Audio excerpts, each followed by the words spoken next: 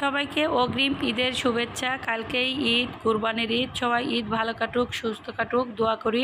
পরিবারের সাথে ঈদ কাটান।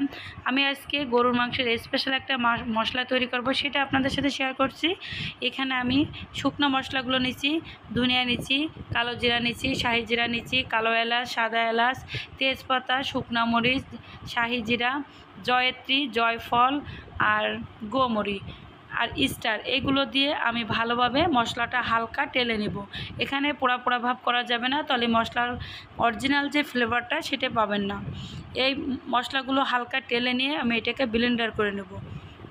ফুল ভিডিওটা দেখার চেষ্টা করবেন। আর আমার এই মশলার রেসিপিটা যদি ভালো লাগে, প্লিজ আমার চ্যানেলটাকে সাবস্ক্রাইব করেন, পাশে থাকা বেলকনটি প্রেস করে দিন। নিত্য নতুন রেসিপিতে অবশ্যই নোটিফিকেশনটা অন করে দিন। এখন এই যে মশলাটা আমি টেলে নিচ্ছি, তারপরে এটাকে আমি ব্লেন্ড করে নিয়ে নেব।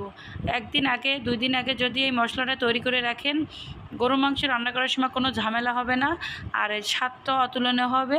আশা করি আপনাদের কাছে ভালো লাগবে।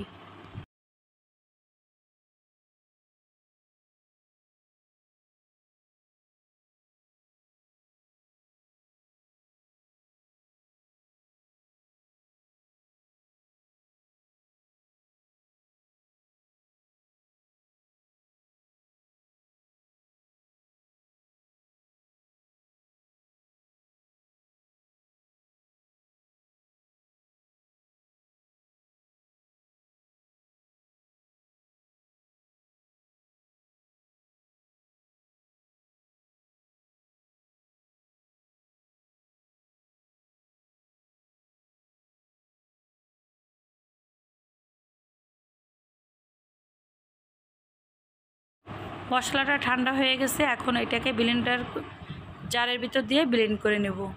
তৈরি হয়ে যাবে গরুর মাংসের শাহি মশলা। আর এই মশলার রেসিপিটা অবশ্যই করে রাখবেন। মাংসটা খেতে অসম্ভব মজা হবে। আপনি সারা বছরও সংরক্ষণ করতে পারবেন। আর সংরক্ষণ করতে হলে একটা কৌটার ভিতরে, জারের ভিতর রেখে ভালো মতো একটা পলিতে আটকে রাখবেন, যাতে এর ফ্লেভারটা না বেরিয়ে যায়।